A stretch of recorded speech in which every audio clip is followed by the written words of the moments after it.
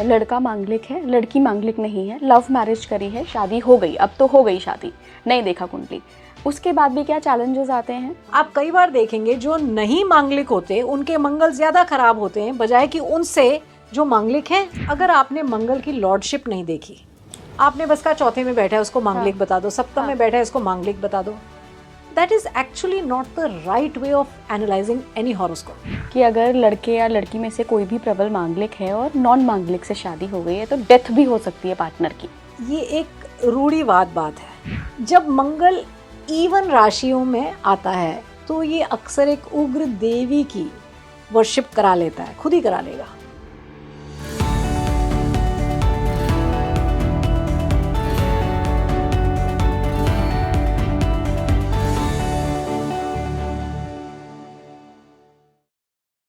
मांगलिक दोष पे ना सब बहुत लंबी चौड़ी बातें करते हैं, लेकिन टेक्निकली मांगलिक दोष क्या होता है इसको बताने वाले बहुत कम हैं। तो आज के इस पॉडकास्ट में हम पूरा मांगलिक दोष को ही डिस्कस करेंगे और मेरे साथ बहुत ही खास मेहमान जुड़ रही हैं, फेमस एस्ट्रोलॉजर मनीषा आहूजा जी। बहुत बहुत स्वागत है मनीषा जी। थैंक यू इला। मैम, आज ना मांगलिक दोष के बारे में जो ऐसी भ्रांतियाँ फैली हुई हैं, लोग डर जाते हैं, बहुत तरीके के उपाय करने लगते हैं लेकिन कुछ असर नहीं करता है, इन सब पर बात करेंगे। सबसे पहले मैं जानना चाहूँगी मैम कि मांगलिक दोष किन ग्रहों से बनता है, क्या केवल मंगल से बनता है? देखिए, कुजा दोष या मांगलिक दोष तो सिर्फ मंगल से ही बनता है, मगर ये मंगल जब राहु केतु के अक्स में आ जाए या शनि से युति बना ले या शनि से दृष्ट हो जाए तो ये प्रचंड हो जाता है। युति बना ले मतलब साथ में बैठ जाए, साथ में आ जाए तो ये मैरिटल प्रॉब्लम्स को ज़रा ज़्यादा बढ़ा देता है। मगर इसमें सिर्फ ये नहीं कहना चाहिए कि कहीं पर भी ये किसी भी घर में बैठ जाए। इसका सप्तम से क्या लिंक है ये भी देखा जाता है मैरिटल प्रॉब्लम्स के लिए। मगर जो ट्रेडिशनल विचार है उसमें लग्न में, सप्तम में, चतुर्थ में, अष्टम में और द्वादश भाव में मंगल के स्थित होने से, युति की यहाँ कोई बात नहीं की गई, सिर्फ स्थित होने से मांगलिक कहा जाता है व्यक्ति को। साउथ इंडिया में मंगल को द्वितीय भाव में भी अगर आपकी कुंडली में बैठा हो तभी उस व्यक्ति या जातक को मांगलिक कहा जाता है, क्योंकि द्वितीय भाव में क्रूर ग्रह का बैठना कुटुंब से अलगाव क्रिएट करता है, इसलिए वहाँ पर भी कुजा दोष को देखा जाता है।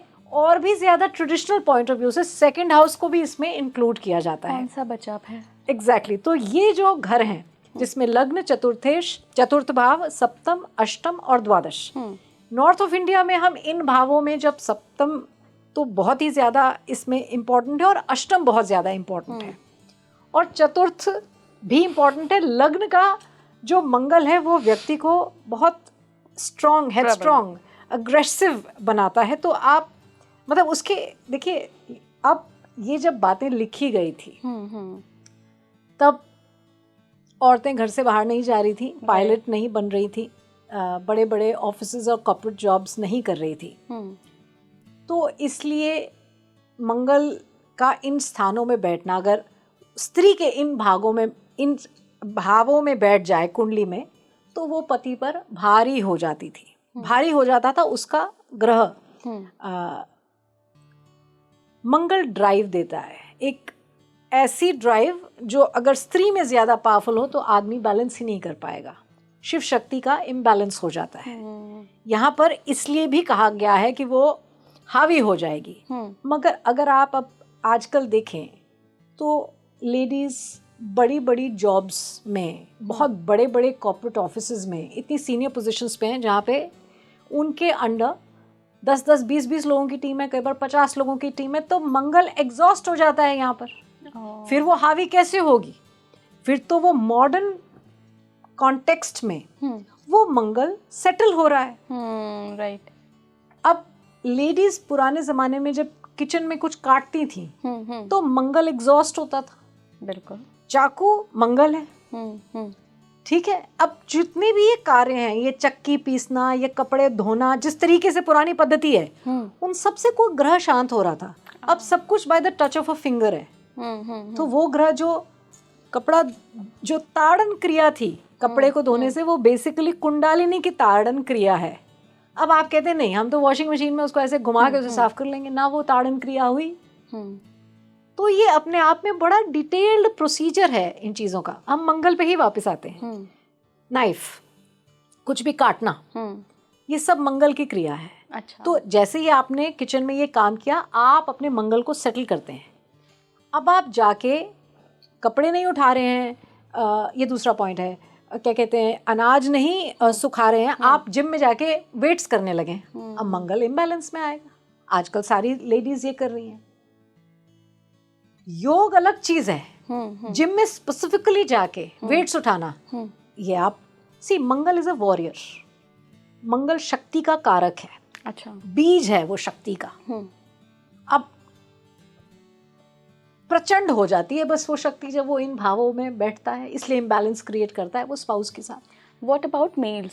फीमेल्स में तो अगर मंगल है ऐसे तो आप ऑफिस में या चाकू चला के या घर के काम करके एग्जॉस्ट कर सकते हैं। मेल्स में कैसा रहता है? देखिए, किसी जमाने में ये एग्री इकोनॉमी थी, आदमी कुल्हाड़ी लेके पेड़ काटता था, राइट, है ना, और वॉरियर और मार्शल आर्ट्स सीखता था, करता था। अब सिर्फ अगर कंप्यूटर पे बैठेगा तो मंगल एग्जॉस्ट नहीं होगा, है ना। तो अब आप देखेंगे जो मंगल जिनमें बहुत पावरफुल है, वो those men are usually very fond of fast cars and they will drive very fast. वो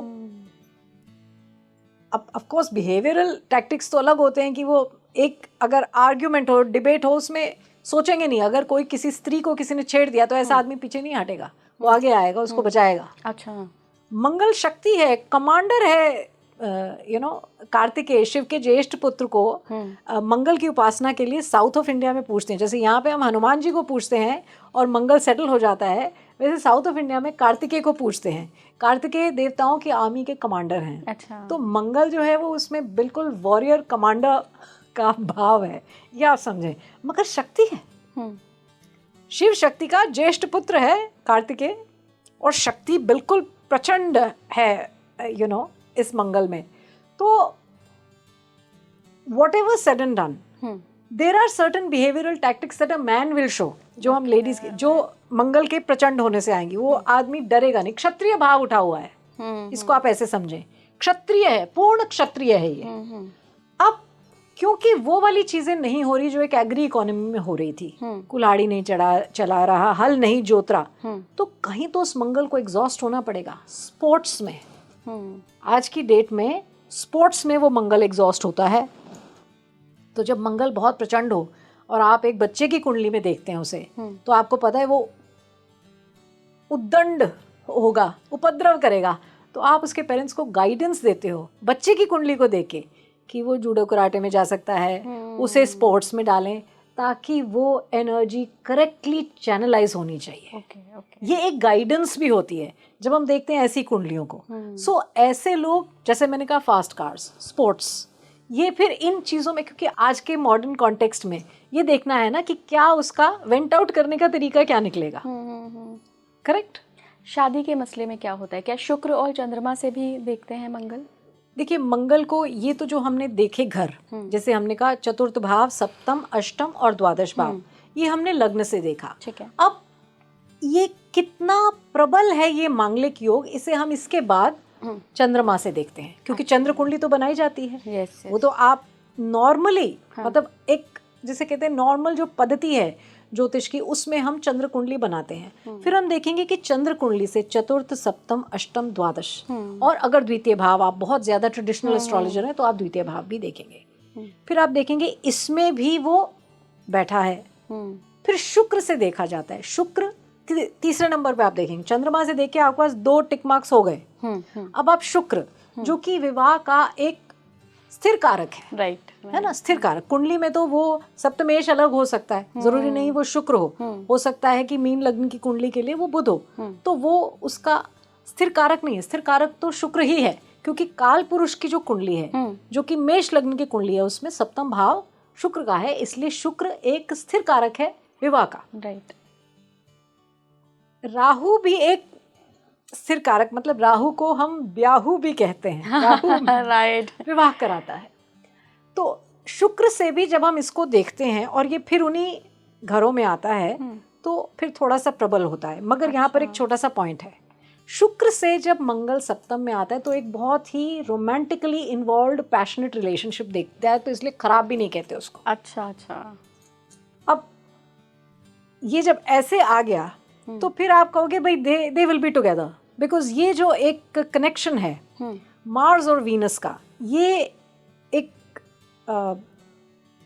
पैशनेट रिलेशनशिप बनाता है। चाहे भले लड़की की कुंडली में या पार्टनर की कुंडली में मंगल दोष नहीं हो।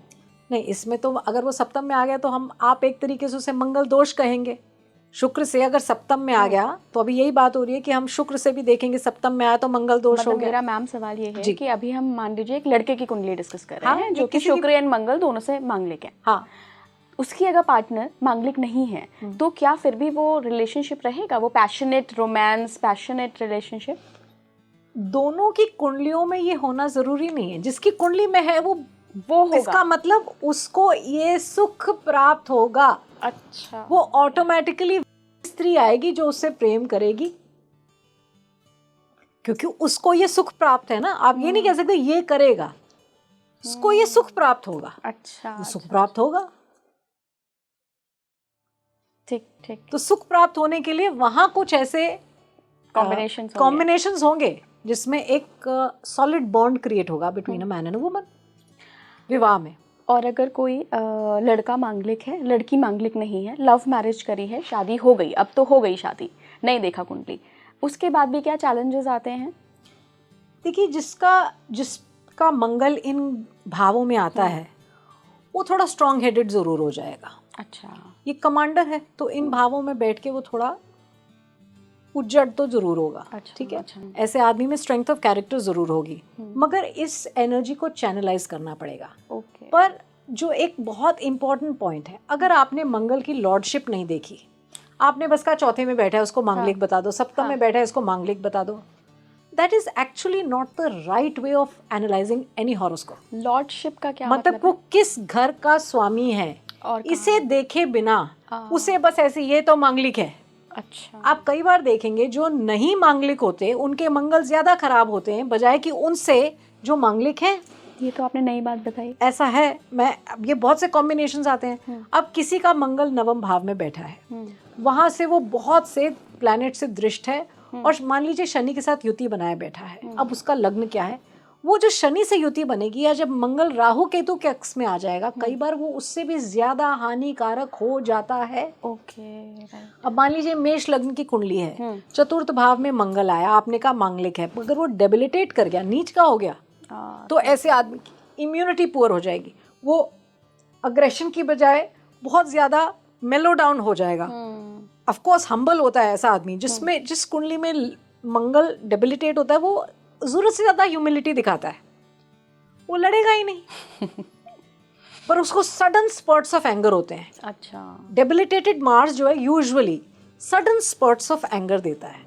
बट ये आप देखिए चतुर्थ भाव में आए तो लॉर्डशिप क्या है, लग्न क्या है, वो किस घर का स्वामी है। अब अगर वो लग्नेश है और डेबिलिटेट हुआ तो इम्यूनिटी पुअर देगा, आप वैसा नहीं लड़ेंगे। मगर मेष लग्न की कुंडली के लिए अष्टमेश भी है मंगल, करेक्ट, स्कॉर्पियो आ गया यहाँ पे, तो अष्टमेश का नीच होना अच्छा है, प्रॉब्लम्स कम आती हैं, मगर चतुर्थ भाव में आना माता को प्रॉब्लम आएगी। तो जब तक आप कुंडली के एनालिसिस में लग्न नहीं देखेंगे, मंगल का स्वामित्व किन राशियों का है उसको नहीं पढ़ेंगे, बस एक ऐसे ही धार एक स्वीपिंग स्टेटमेंट दे देंगे मांगलिक है।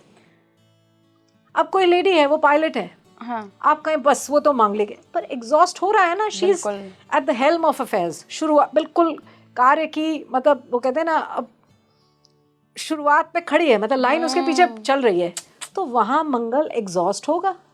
अच्छा, ऐसी एक सेइंग है जो कह दी जाती है मांगलिक के बारे में कि अगर लड़के या लड़की में से कोई भी प्रबल मांगलिक है और नॉन मांगलिक से शादी हो गई है तो डेथ भी हो सकती है पार्टनर की। देखिए, ये मैंने कहा ये एक रूढ़िवाद बात है। अब ये ज़रूरी नहीं है, इसका एक प्रिंसिपल है, और मैं ऑडियंस से कहूँगी कि इसको लगाए नहीं अपनी कुंडली पे, क्योंकि ये इसके और भी इसमें कुछ बिंदु लगते हैं। राइट। मंगल शनि से जब कॉम्बिनेशन आता है 8वें भाव पर, तो विवाह की क्वालिटी पुअर हो जाती है। आपके डिसएग्रीमेंट्स होंगे, या आपका जो स्पाउस है वो बीमार हो सकता है, और डिसएग्रीमेंट्स किस हद तक होंगे ये और कॉम्बिनेशंस पे डिपेंड करता है कि वो आगे क्या फिर एवोल्यूशन क्या होगी उस मैरिज की। तो ये 8वें पे मंगल और शनि की युति से आता है, सिर्फ मंगल से नहीं आता। अच्छा। है ना। बट मंगल जो है, अष्टम का मंगल हेल्थ के लिए अच्छा नहीं माना गया, क्योंकि काल पुरुष की कुंडली में, काल पुरुष की कुंडली जब भी मैं बोलूँ मतलब मेष लग्न की कुंडली, तो लग्नेश अष्टम भाव में चला गया और अष्टमेश भी है, तो वो हेल्थ को प्रॉब्लम देगा ही देगा। और वहाँ से वो तृतीय भाव को देखता है, जो कि अष्टम से अष्टमेश है, जो कि एक मारकत्व का स्थान है, तो इसलिए प्रॉब्लम करेगा। ये बहुत डिटेल्ड कॉम्बिनेशंस होते हैं। तो ये कह देना कि ये मंगलिक है, ये नहीं है, तो ये अब व्यक्ति मर जाएगा, ऐसा नहीं होता। डिसएग्रीमेंट्स होंगे, क्वालिटी ऑफ मैरिज पुअर होगी, एक अपने आप को ज्यादा सुपीरियर समझेगा, दूसरे पे हावी होगा, ये बातें आएंगी। But sometimes people like this, क्योंकि मंगल पौरुष है। आप कहते हो ठीक है भाई, आप आगे जाने, मैं पीछे ही ठीक हूँ। लेडीज को जरूरी नहीं होता कि उनको आगे आना होता है आदमी से, वो कहते हैं आप आगे चलिए, मैं as long as I am protected, मुझे प्रोटेक्ट करें। ऐसे होते हैं, मगर अच्छी बात है ये तो। इसमें इसलिए मंगल कोई इतना बड़ा वो नहीं है जैसे बना दिया गया है, ऐसा नहीं है। अच्छा मैम, एक और सवाल है, बहुत मेरे जहन में आ रहा था, मैं आपसे पूछूं कि अगर पार्टनर की मृत्यु लिखी हुई है, डेथ लिखी हुई है, कई ऐसे कॉम्बिनेशंस होते हैं, मारक होता है, लेकिन उसका जो दूसरा पार्टनर है, मतलब उसका जो वाइफ या हस्बैंड है, उसके में शादी का सुख है, तो क्या उसकी कुंडली इसके मृत्यु को काट सकती है क्या? मतलब ऐसा कुछ कॉम्बिनेशन होता है? देखिए, इसको ऐसा कहेंगे कि वैसे तो ऐसे दो व्यक्ति एक साथ नहीं आ सकते जिसमें एक को अकाल मृत्यु है और एक को सौभाग्य का वरदान है। ऐसे दो लोग एक साथ आएंगे ही नहीं, आ ही नहीं सकते, ये मिलेंगे ही नहीं, क्योंकि ये विवाह ऋणानुबंधन से होता है। ये आत्माएं हैं जो दोबारा आ रही हैं और इनका कोई कार्मिक डेट है एक दूसरे के साथ, तो ये मिली हैं और विवाह हो रहा है। ये marriages are made in heaven, ये यहीं से ये बात है, ये ऋणानुबंधन है, कार्मिक डेट, उसको इंग्लिश में ये फ्रेज दे दी गई जो करेक्ट है बेसिकली। तो पहली बात तो ये कि इसको ये सुख ही नहीं है और उसको वो सुख है, ऐसे लोग अक्सर नहीं, ये ऐसे लोग तो एक साथ आ नहीं सकते। मगर मान लीजिए ये आ जाएं, यहाँ पर पूर्ण अकाल मृत्यु का योग नहीं है, मगर ये जरूर जाने कि जब दो लोग एक साथ आते हैं तो वो एक दूसरे की स्टार्स को इफेक्ट करते हैं। तो ये व्यक्ति को बहुत ही बड़ा अगर कुछ आना होगा, बहुत बड़ा एक्सीडेंट होना होगा तो छोटा हो जाएगा। मगर हम ये कहें कि इसकी सांसें इतनी थी, तो फिर तो कोई दैविक कृपा ही उसकी सांसें बढ़ा सकती है और कोई चीज़ उसकी सांसें नहीं बढ़ा सकती। ये तो फिर दृढ़ प्रारब्ध सामने आ जाता है, उसको काटा नहीं जा सकता। मगर अगर कोई बड़ा एक्सीडेंट है लिखा है, मैं इसे अकाल मृत्यु का योग नहीं कहूँगी, मैं कहूँगी कोई लाइफ थ्रेटनिंग प्रॉब्लम लिखी है, तो स्त्री के जो ग्रहों की दशा है, जो कुंडली का भाव है, और इसकी ये बहुत अपने पति से प्रेम करती है, बिल्कुल उसकी शक्ति जो होती है ना, वो कवच का काम करती है अपने पति के लिए। पतिव्रता स्त्री है और कवच का काम करेगी अपने पति के लिए, तो वो बड़ा एक्सीडेंट छोटा हो जाएगा, इतना ज़रूर हो सकता है। मगर मृत्यु टाल दे ऐसा कोई किसी के लिए नहीं कर सकता। सावित्री ने कैसे कर दिया? वो सावित्री थी, फिर वहाँ कोई वो सावित्री दोबारा आ जाए और वही यमराज से उतनी प्रार्थना कर ले और यमराज साक्षात हो जाए, तो मैंने कहा ना, फिर तो दैविक कृपा में शब्द इस्तेमाल करा। फिर वो दैविक कृपा कि आप इतने बड़े साधक हैं कि आपने मृत्यु को टाल दिया। फिर नॉर्मल तो नहीं इंसान के बारे में आप ये कह सकते, वो भी कलयुग में। मैम, शादी भी प्रारब्ध होती है क्या? जी, दृढ़ प्रारब्ध है ये। देखिए, 4 पुरुषार्थ हैं, धर्म अर्थ काम मोक्ष, है ना, और इनके 4 स्तंभ हैं जो कुंडली में भी देखे जा सकते हैं। अच्छा, ठीक है। अब इसमें धर्म और मोक्ष जो है, इसमें फ्री विल का दायरा, यानी कि क्रियामान कर्म का दायरा ज्यादा है। अच्छा। मगर जो अर्थ और काम है, ये जो आप लिखवा के लाए हैं, ये आपको वही मिलेगा। जैसे मान लीजिए आपका प्रारब्ध कर्म है कि आपने 4 घर आपको मिलने थे, आप सोचें कि अब मैं अपने पुरुषार्थ से, फ्री विल से 5वां घर आ जाएगा, वो नहीं होगा। इसमें प्रारब्ध के वशीभूत हैं ये 2 स्तंभ जो हैं, अर्थ और काम। धर्म और मोक्ष में फ्री विल का दायरा ज्यादा रहेगा। तो इसलिए जब 2 आत्माओं ने आना है एक साथ, क्योंकि एक तीसरे ने आना है, क्योंकि एक बच्चा होगा, तो उसका भी इन दोनों से कार्मिक डेट होना चाहिए। तो ये सडनली कैसे हो सकता है कि आप किसी को भी ढूंढ लाएं, क्योंकि ये तो पहले ही निर्धारित है कि एक तीसरे ने आना है और उसका कार्मिक डेट इन दोनों से है, वो खुद ही इन दोनों को मिलवा देगा। और ये ज़रूरी नहीं है कि चलो मान लो इनको बच्चा भी नहीं है, ये बहुत से कपल्स हैं, दे डोंट हैव चिल्ड्रन, तो कोई तीसरा नहीं है, but they have karmic debt of taking care of each other. ये भोग जो है ये तभी होगा जब प्रारब्ध के वशीभूत होगा। So only those people will come in your life.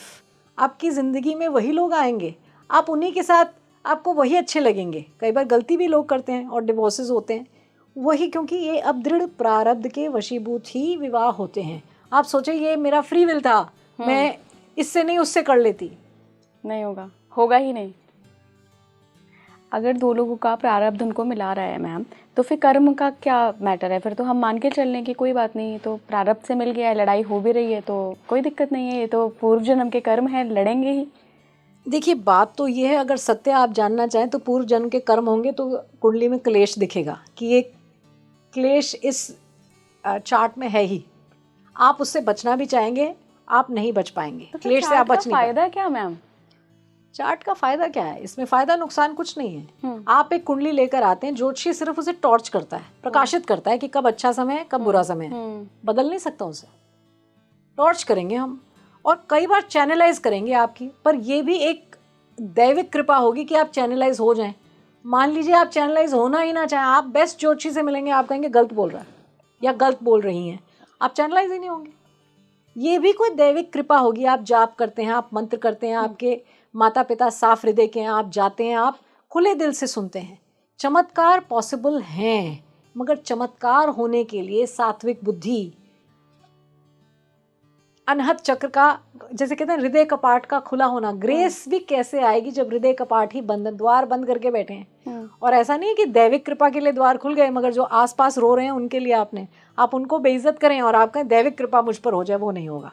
चमत्कार होते हैं, मैं इस बात को डिनाई नहीं करती। कोई सिद्ध योगी, कोई सिद्ध संत की कृपा से आने वाली चीज़ में हेर फेर होता है। दृढ़ प्रारब्ध को कोई महान संत की कृपा हिला सकती है और कुछ नहीं हिला सकता। दैविक कृपा हिला सकती है और तो कुछ नहीं हिला सकता। ज्योतिषी तो आपके बात को, हम कहते हैं ना, टॉर्च किया हमने, कब प्रकाशित हो रहा है, कब ऐसा आएगा, ताकि आप अपनी प्लानिंग बेटर कर लें। पर हम आपकी ज़िंदगी का हेर फेर नहीं बदल सकते हैं।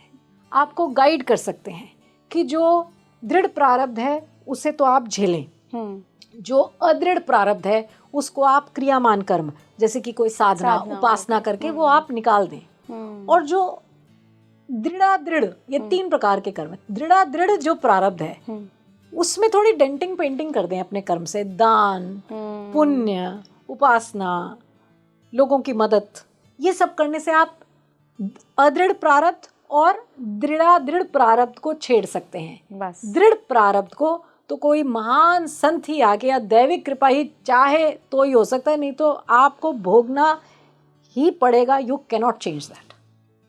चलिए मैम, बैक टू मंगल आते हैं। कुछ रेमेडीज हैं क्या? मान लीजिए जैसे आपने तो कहा प्रारब्ध तो आप बदल ही नहीं सकते, कुंडली भी सिर्फ आप देख के बता सकते हो, लेकिन फिर भी कोई उपाय होंगे ना? अब जैसे कि है कि कोई विवाह कर ही ले और एक आदमी, एक उसमें स्पाउस मांगलिक है, तो इसका जो सरल उपाय है, नॉर्थ ऑफ इंडिया में मंगल को शांत करने के लिए हम हनुमान जी की उपासना करते हैं।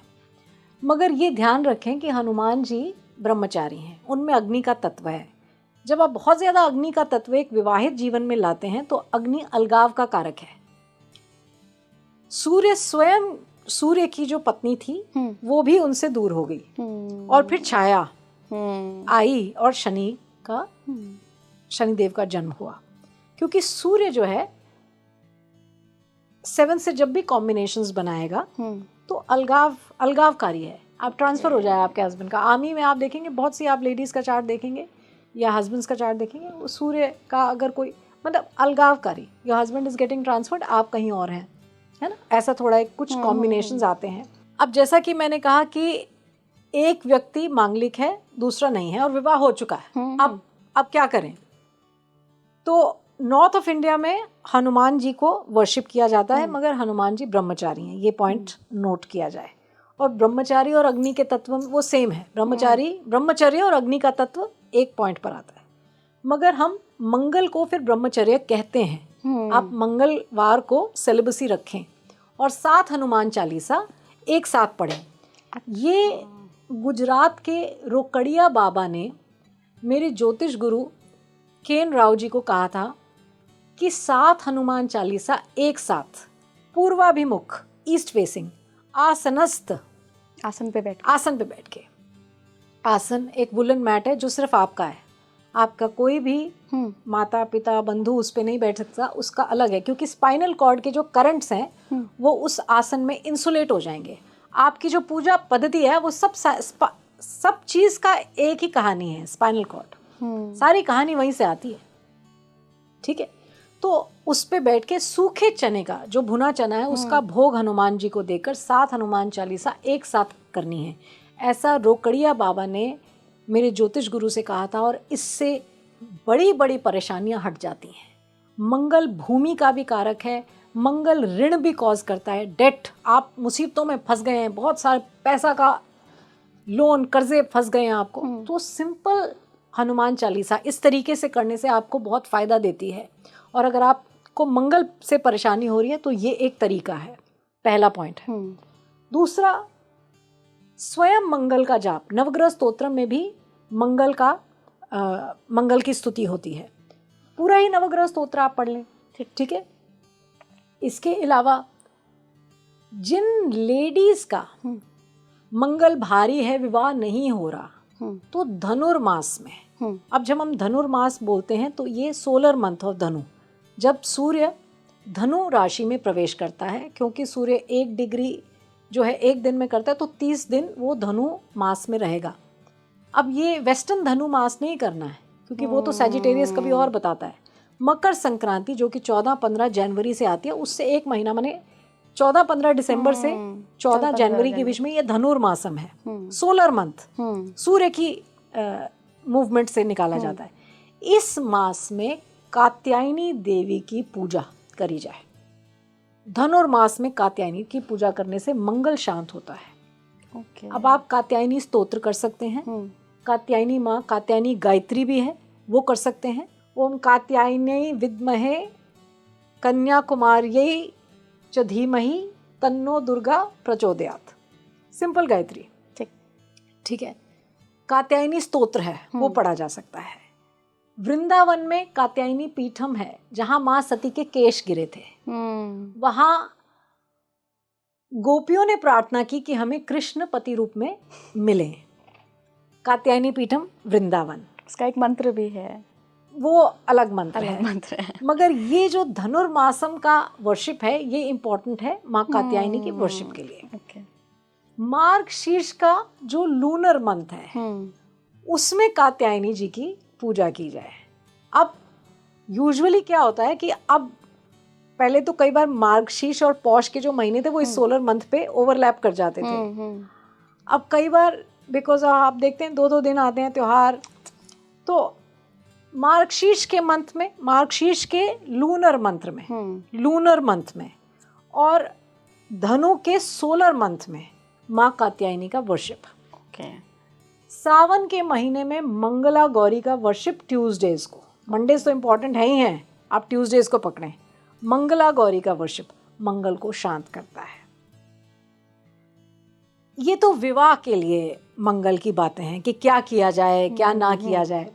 मगर इसके अलावा भी, अब विवाह हो गया आपका, अब सिर्फ विवाह की प्रॉब्लम तो नहीं थी, मंगल तो आगे भी जिंदगी में परेशानी दे सकता है। तो जब मंगल इवन राशियों में आता है तो ये अक्सर एक उग्र देवी की वर्शिप करा लेता है, खुद ही करा लेगा। तो जैसे कि भद्रकाली का वर्शिप हो जाएगा। अच्छा। ये नवांश में भी अगर पंचम से लिंक आता है और इवन राशियों में आता है, माने पूजा पद्धति के स्थानों से त्रिकोणों में लिंक आ गया, तो ये उग्र देवी की, भद्रकाली, तारा काली, इनकी उपासना करा लेगा, ठीक है। जबकि स्वयं कालिका शनि है, मगर ये मंगल से लिंक आएगा क्योंकि उग्र है ना।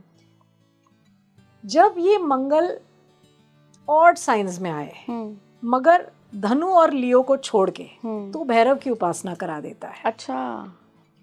जब ये सात्विक राशियों में आए, जैसे कि कैंसर, स्कॉर्पियो, पाइसिस, कर्क, वृश्चिक और मीन, इसमें सिंह इंक्लूडेड है क्योंकि ब्रह्मचर्य की राशि है। तो कुंभ भी तब आता है जब बृहस्पति ब्रह्मचर्य की राशि सिंह में आते हैं, तो बृहस्पति का गोचर सिंह में इंपॉर्टेंट है। सिंह में क्या ग्रह है ये इंपॉर्टेंट है, ये ब्रह्मचर्य की राशि है, पूजा पद्धति इससे लिंक आती है, ठीक है।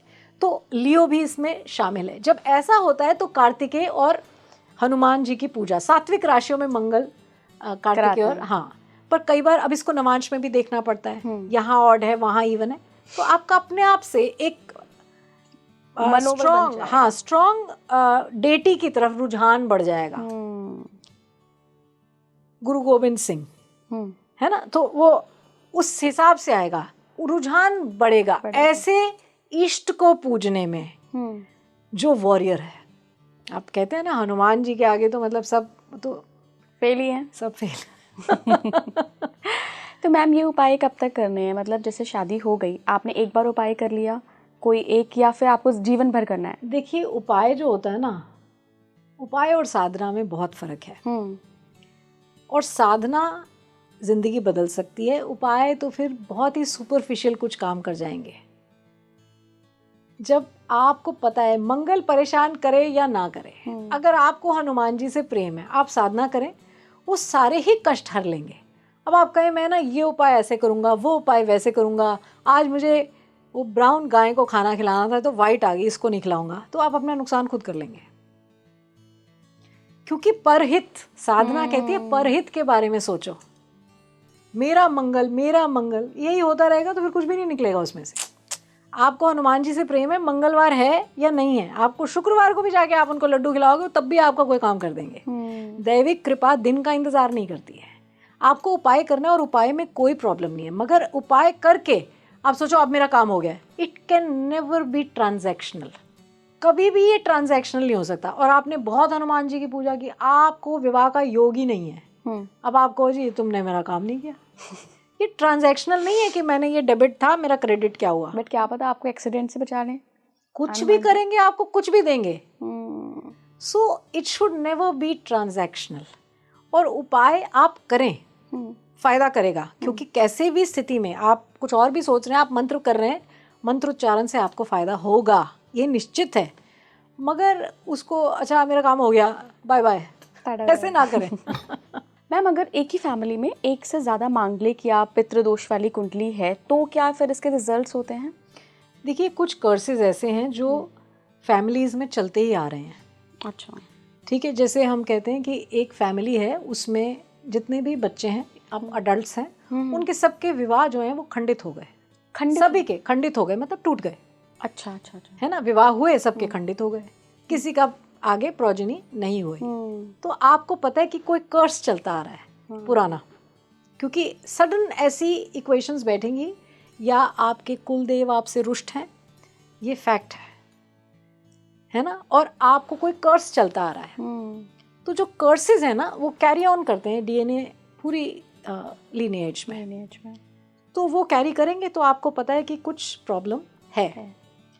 तो ऐसा अक्सर होता है, और जब ऐसा होता है तो फिर वो पूरी फैमिली सफ़र करती है। पर ये कहना कि इस फैमिली में दो लोग हैं जो मांगलिक हैं, उससे कुछ नहीं होगा। दोनों स्पोर्ट्समैन हो सकते हैं, दोनों कोई बहुत ऐसा काम करते हैं जिसमें बहुत एक high profile glamorous but very active life travel कर रहे हैं बहुत, बिल्कुल।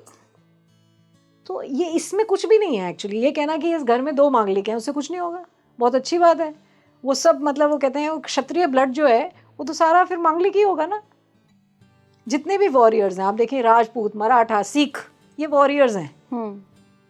कहीं पे भी मंगल बैठा होगा बट ये वॉरियर्स रहेंगे। तो ये थोड़ा एक इस बात को ना थोड़ा ठीक से समझना पड़ेगा। ये कहना कि वो जी सारे वहाँ पर, तो they will be man of character, ये भी तो इसका एक गुड पॉइंट है। ऐसे समझें, जैसे मैं बहुत बार एक बात बोलती हूँ, मैंने पर्सनली ये केस देखा है। एक फैमिली थी हिमाचल की, ट्रेडिशनल ब्राह्मण्स, उन्होंने एक लड़की, उनके the son fell in love with a girl, वो मांगलिक थी, वो कहते हैं लड़का नहीं है, हम इससे विवाह नहीं करेंगे। मैंने कहा एक बात आप नोटिस करें, जो स्त्री मांगलिक है उसमें इतना दम है कि अगर आपका बेटा भी अगर कभी फॉल शॉर्ट कर गया ना, कि उसको कभी कहते हैं ना उसकी नौकरी चली, वो घर बैठा है, वो खड़ी रहेगी उसके साथ। She will be a loyal woman, वो स्टैंड टॉल करेगी, वो ये नहीं कहेगी ओ अब मैं विकल्प ढूंढूं। मंगल आपको स्ट्रॉन्ग कैरेक्टर भी देता है, वो विकल्प नहीं ढूंढेगी, वो खड़ी रहेगी, वो कहेगी कोई बात नहीं मैं करती हूँ। तो what is the harm in marrying a woman जिसका मंगल स्ट्रांग है? वो एक लॉयल वाइफ साबित होगी, वो घर के सारे काम ऐसे करेगी, उठेगी, चलेगी, कंट्रोल लेगी सिचुएशन का अपने हाथ में। प्लीज नोट, ये बहुत इंपॉर्टेंट बात है। Exactly. वो कंट्रोल लेगी सिचुएशन का अपने हाथ में, कहेगी अच्छा बच्चों को भी मैं छोड़ने जाती हूँ, ऑफिस भी मैं जाती हूँ, ये भी सब काम वो कंट्रोल ले लेगी, क्योंकि मंगल कमांडर है। तो ऐसी स्त्री क्यों बुरी है? और वो ऑफिस में काम कर रही है, मंगल एग्जॉस्ट हो रहा है, अगर वो थोड़ा अपना कहते ना हाथ ऊपर रखेगी भी बात में, तो क्या हार्म है? It is good to have a loyal wife. Exactly. क्या हार्म है इसमें जो कहे ना मैं सब काम कर लेती हूँ, मैं तुम्हारा भी ध्यान रखूंगी। मंगल ये भी तो दे रहा है ना उस स्त्री को। तो let us look at Mars very objectively and very positively. आज के कलयुग के कॉन्टेक्स्ट में जहाँ लेडीज स्पोर्ट्समैन को पीछे बने, आई कांट से स्पोर्ट्समैन को पीछे, I mean they are equally good, I mean to say, because biologically bodies are different, but वो उतना ही आगे जा रही हैं स्पोर्ट्स में, स्पेस में जा रही हैं, पायलट्स बन रही हैं, बड़ी बड़ी कॉर्पोरेट जॉब्स कर रही हैं। अब आप कहें मंगल इफेक्ट, तो मंगल एग्जॉस्ट भी तो हो रहा है ना। पर डर वही लगा रहता है ना कि हमारे लड़के को कुछ ना हो जाए। ये तब की बात है जब स्त्रियां घर से ही बाहर नहीं जाती थी, जब वो घर की घर रहती थी। अब मंगल एग्जॉस्ट होने का कोई तरीका नहीं, अब तो मंगल एग्जॉस्ट होगा ना। बिल्कुल बिल्कुल। बाहर जाएगी, गाड़ी चलाएगी, मंगल एग्जॉस्ट होगा। अच्छा मैम, कई फैमिलीज़ में हम ये भी देखते हैं कि 4-5 भाई बहन हैं और 4-5 की शादी नहीं हुई। ऐसा नहीं है कि उनकी शादी में कोई प्रॉब्लम आ रही है, वो अपने मन से ही है कि हमें करनी ही नहीं है। एक ने दूसरे का देख कर नहीं किया, दूसरे ने तीसरा का देख कर नहीं किया, तो ये भी कोई दोष होता है क्या? देखिए इसमें एक पॉइंट है, कई बार क्या होता है, लोगों के बच्चे ना होने का योग होता है। अच्छा। होना ही नहीं है। इसमें ये नहीं होता वो चाह रहे हैं नहीं होगा, वो चाहते ही नहीं है और वो योग है। अब वो योग किसी भी तरीके से फ्रूइशन पे आएगा। ओके। चाहते ही नहीं है। अब यहाँ पर योग है कि एक कर्स चला आ रहा है। अब ये ज़रूरी नहीं है कि कोशिश करिए, वो कर्स ऐसे मैनिफेस्ट कर जाएगा, वो कहेंगे we don't want to, DNA lineage बढ़ेगी नहीं, वजह कुछ भी बन जाएगी। बहुत सारी बातें हो गई मांगलिक दोष पे मैम, एंड मुझे लगता है एक्चुअली कि काफ़ी सारी चीज़ों से बोलते हैं ना कि बहुत क्लियर पिक्चर आपने एक बताई कि मंगल दोष को लेकर जो इतना हाई तौबा मचाते हैं समाज में, बहुत सारी चीज़ें बोली जाती हैं। तो आई थिंक इस पॉडकास्ट से आपको बहुत क्लैरिटी तो ज़रूर मिली होगी। Thank you so much ma'am जुड़ने के लिए। आप जुड़े रहिए स्पीकिंग ट्री के साथ। नमस्कार।